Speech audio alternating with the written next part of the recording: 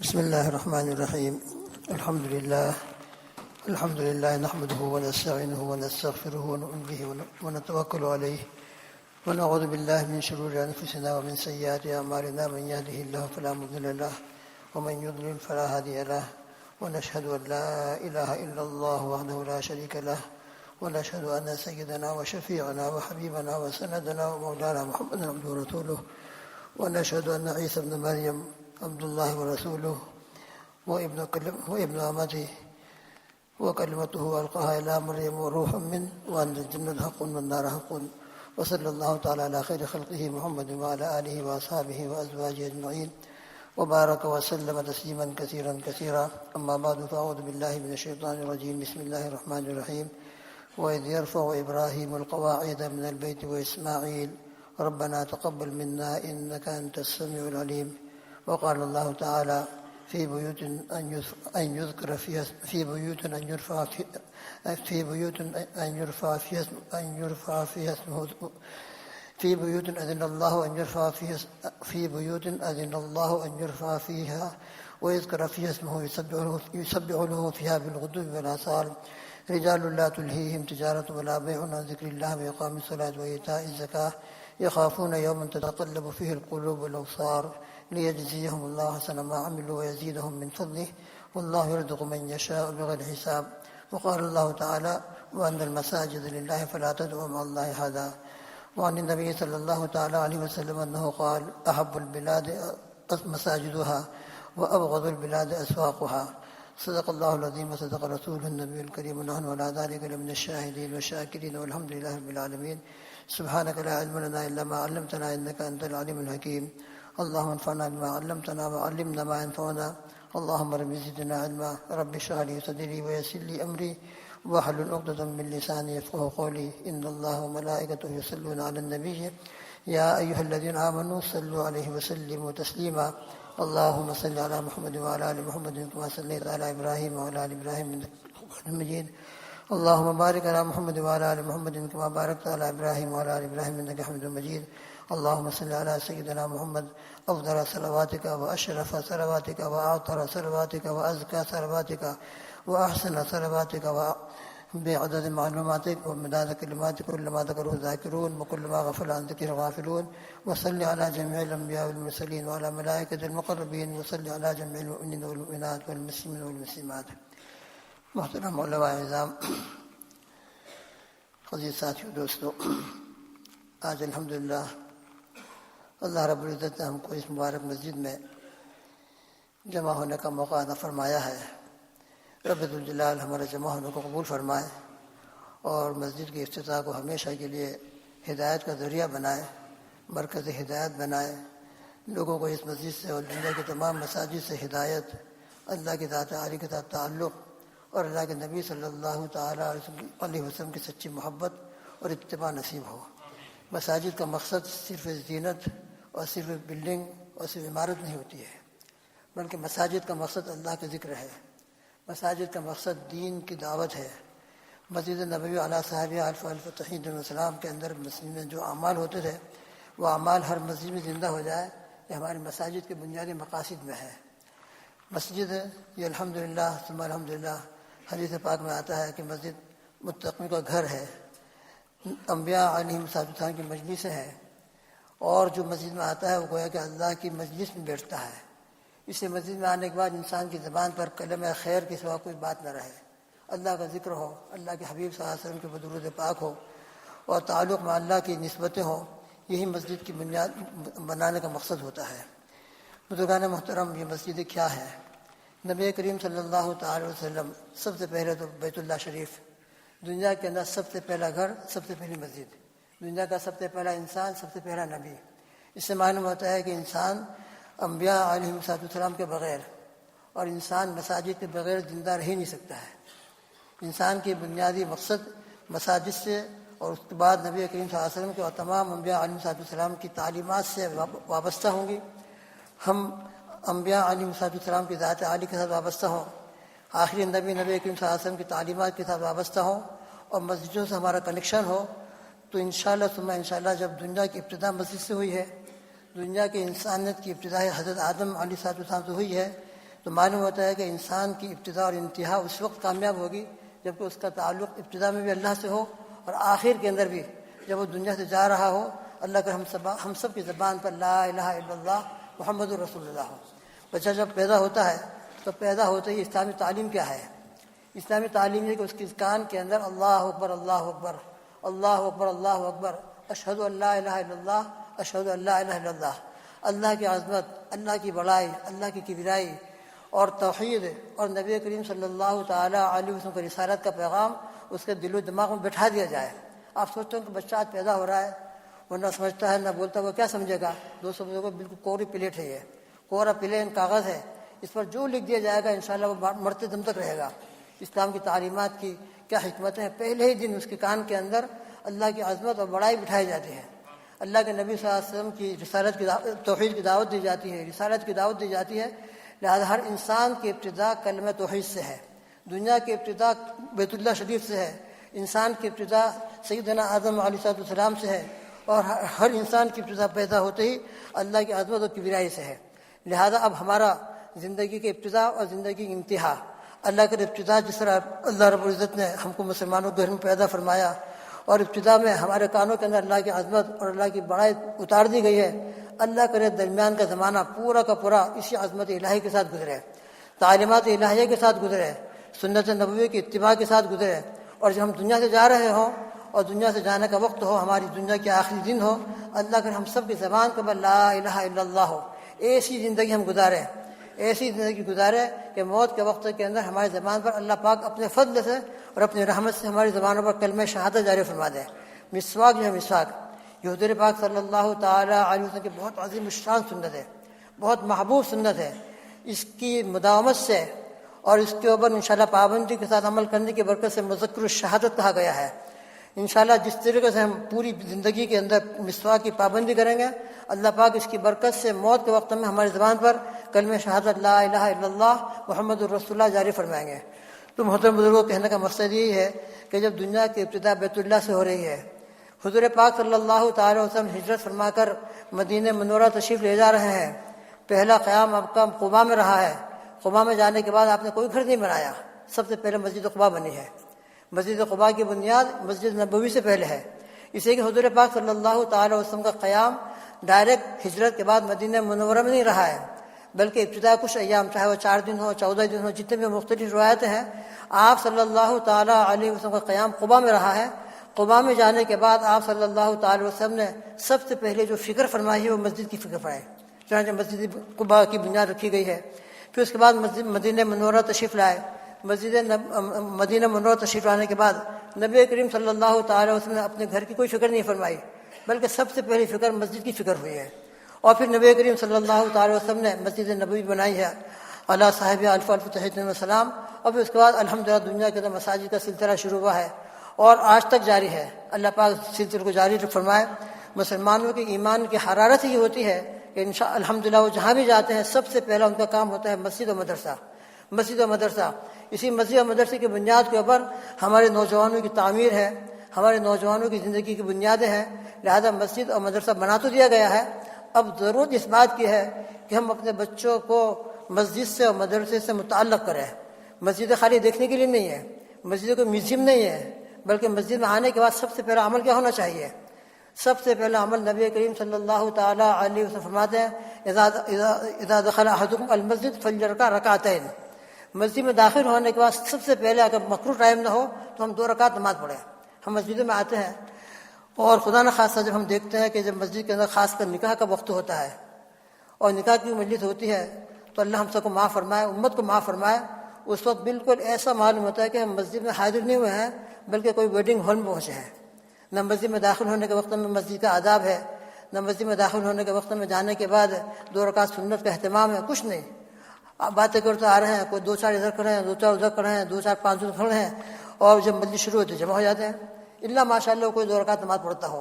ہمارے مولانا اجمیر صاحب رحمۃ اللہ علیہ راندر کے اندر تھے، جب بھی مسجد میں داخل ہوتے تھے، مولانا اسماعیل والی رحمۃ اللہ علیہ آپ ان کو دیکھو، جب بھی مسجد میں داخل ہوتے تھے داخل ہوتے اللہ اکبر۔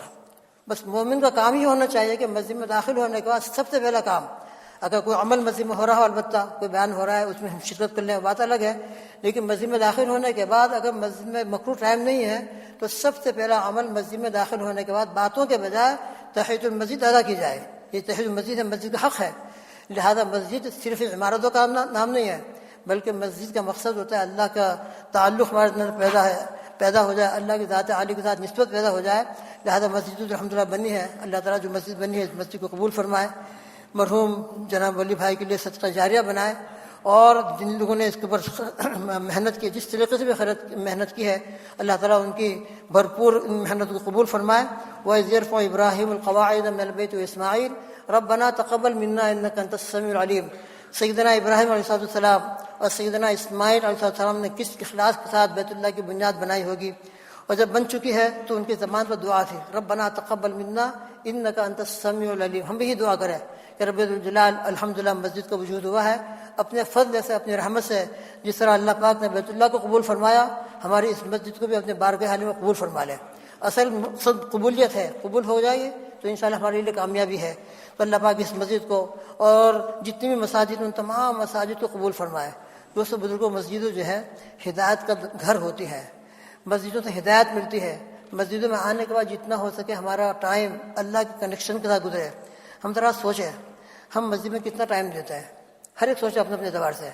ہمارا اکثر ٹائم مسجد کے باہر گزرتا ہے، تھوڑا سا ٹائم مسجد میں لے کر آتے ہیں. ہم تھوڑا سا ٹائم مسجد میں لانے کے بعد بھی، مسجد میں آنے کے بعد اگر ہم اللہ سے کنیکٹ نہیں ہوئے اور اللہ سے ہمارا کنیکشن نہیں ہوا، اور آنے کے بعد بھی ہم ادھر کھڑ کے باتیں کر رہے ہیں، ادھر کھڑ کے باتیں کر رہے ہیں، ادھر کھڑ کے باتیں کر رہے ہیں، اور جب نماز شروع تو آگے کھڑے ہو گئے، تو دوستوں بزرگوں ہم نے باہر کتنا ٹائم دیا جو دنیا کے کاموں میں گزرا ہے.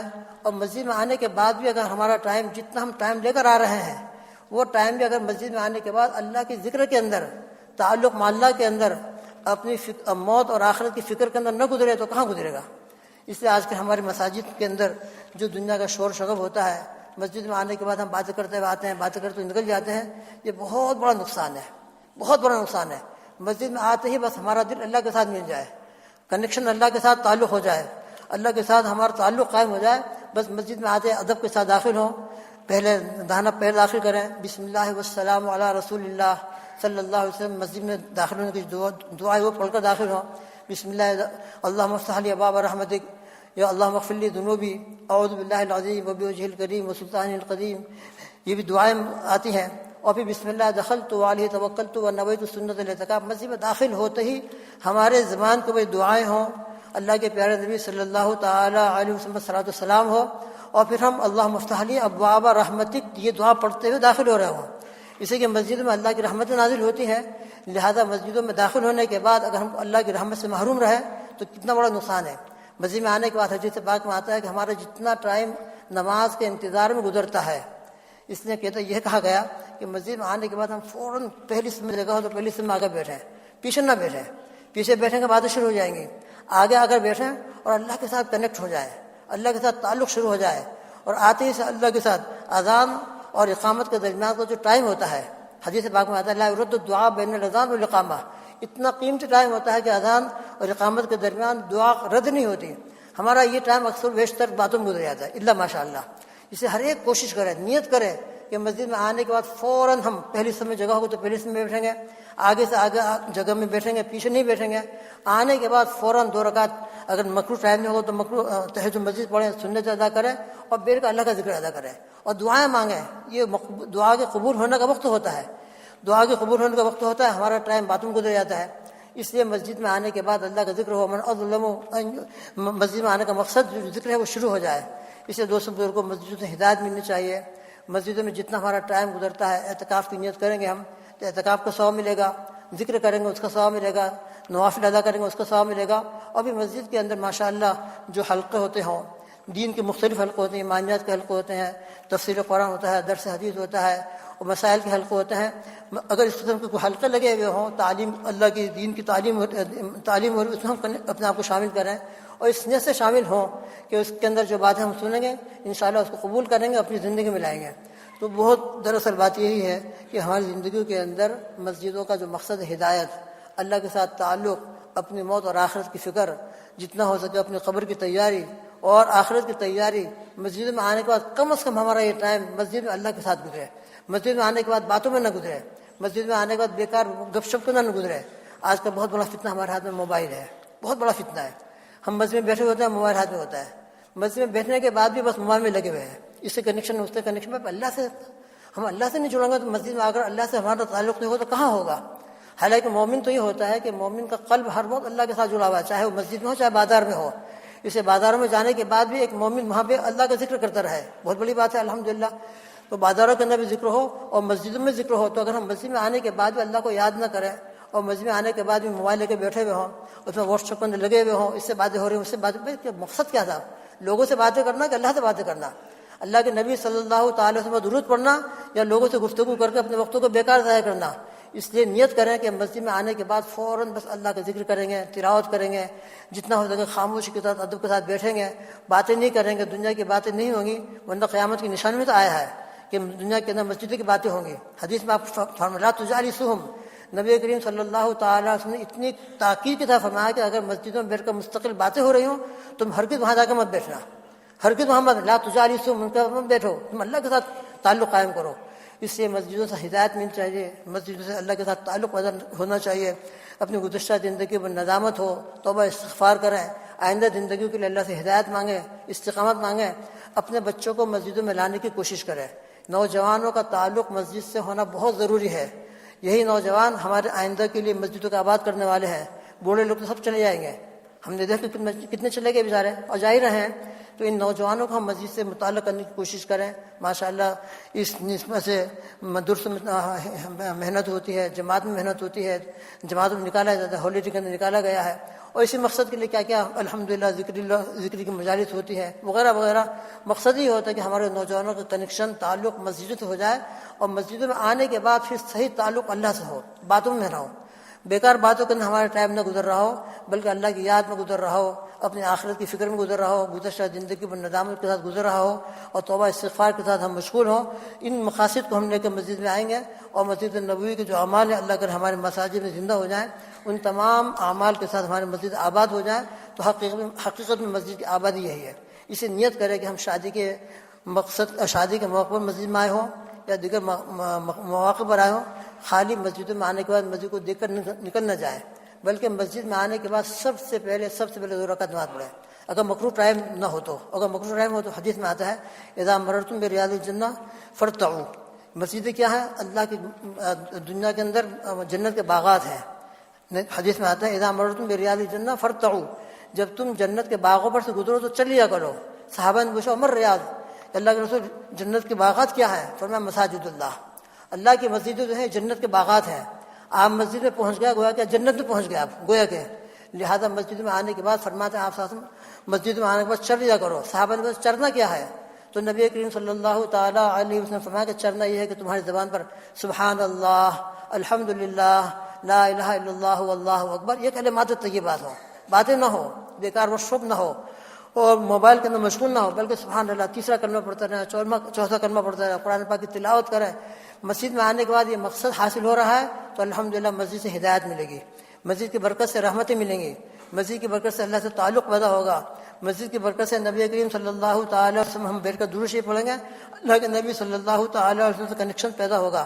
بہرحال یہ مساجد کا مقصد ہوتا ہے، مسجد صرف عمارتوں کا نام نہیں ہے بلکہ مسجد ذکر اللہ کا نام ہے، مسجد اللہ سے ہدایت طلب کرنے کا نام ہے۔ لہذا مسجد سے ہم کو ہدایت ملے، ہمارے نوجوانوں کو، ہمارے نسلوں کو ہدایت ملے، اس کی ہم کو کوشش کرنا چاہیے۔ اللہ تعالی ہمارے جمعہ کو قبول فرمائے اور تنمیہ کی تمام مساجد کے اللہ حفاظت فرمائے، اور مسجدوں میں آنے کا جو مقصد ہے اللہ ہمارے نوجوانوں کو، بوڑھوں کو، بچوں کو، سب کو اللہ عطا فرمائے۔ باتوں کے بجائے اللہ کا ذکر ہماری زبانوں پر رہے، توبہ استغفار رہے۔ اللہ تعالی ہم سب کو جو باتیں ابھی کہی جائیں گی ماشاء اللہ علماء ہیں ان کی تمام باتوں پر ہم کو عمل کرنے کی توفیق عطا فرمائے۔ مولانا مفتی حنیف صاحب نے جو باتیں کہی ہیں اللہ پاک ہم پر بھی ہم کو عمل کی توفیق عطا فرمائے اور مسجدوں کی قدر کرنے کی توفیق عطا فرمائے، بلکہ اللہ پاک ہمارے ہر گھر کو ہدایت کا مرکز بنا دے۔ مسجد ہدایت کا مرکز ہوتی ہیں، ہر گھر کے اندر تعلیم ہو، تلاوت قرآن پاک ہو، مستورات ماشاءاللہ پابندی کے ساتھ نمازوں کا اہتمام کر رہی ہوں، تو ہر گھر کے اندر سے ہدایت کی ہوائیں پھیل رہی ہوں۔ اللہ پاک ہمیں مسجدوں کو بھی ہدایت کا مرکز بنائے اور ہمارے ہر گھر کو بھی اللہ تعالی ہدایت کا مرکز بنا دے۔ آمین۔ وآخر دعوانا ان الحمدللہ رب العالمین۔